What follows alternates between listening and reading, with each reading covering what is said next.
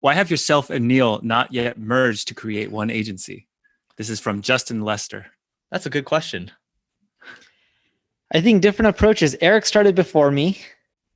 Technically, you started before me. No, you had single grain before me. No, but you had ACS.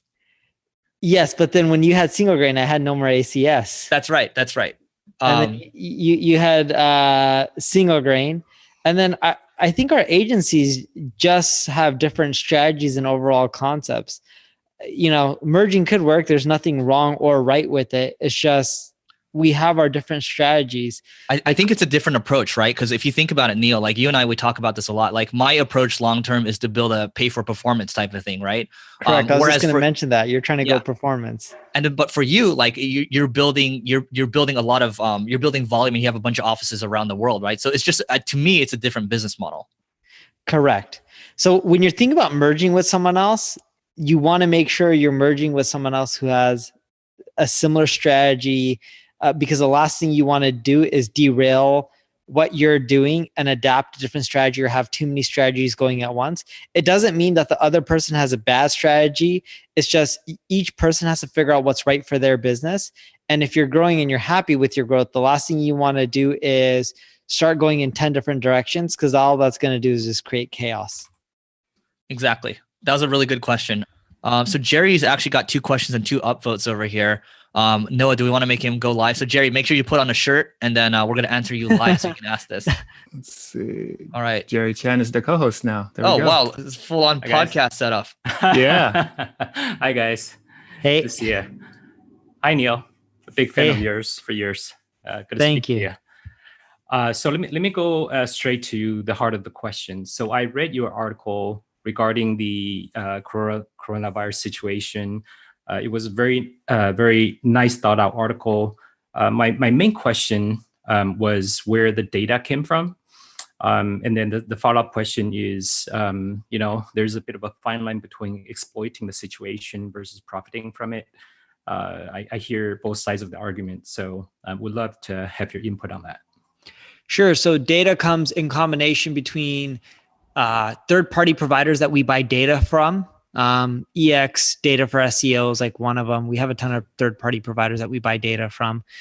Second place comes from my ad agency. We just have a ton of data, so many customers because we have 7 offices around the world.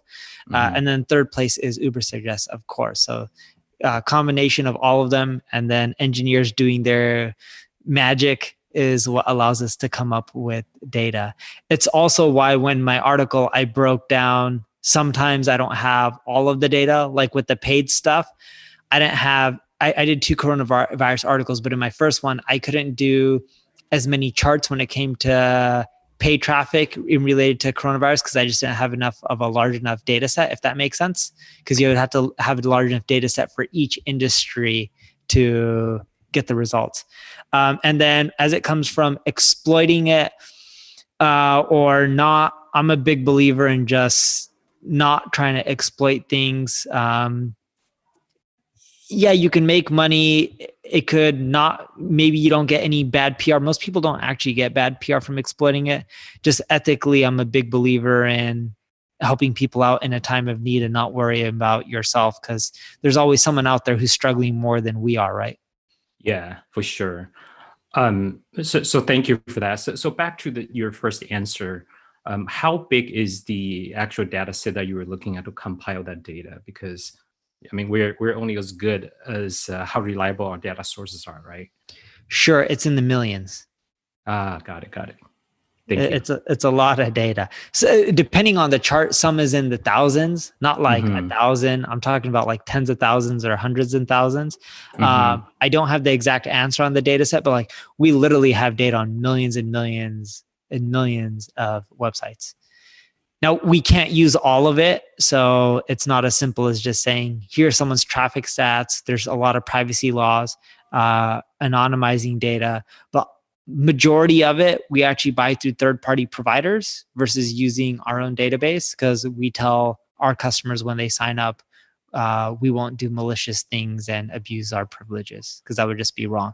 Plus, people authenticate through Google, Google's very strict on what you can or can't do. So they protect users very well. Shockingly, it's not as simple as someone signing up for Uber Suggest and us being able to do whatever we want. One, we wouldn't do that, but Google's very protective on what you're allowed to do and what data you're allowed to see. I see. Awesome. Cool. Thanks, Jerry. Thanks Thank for the you. question. If you enjoyed this, let me know what you think in the comments. And don't forget to check out the next video over there. Hit the like button, helps us grow. Hit the subscribe button as well. And then we'll see you tomorrow.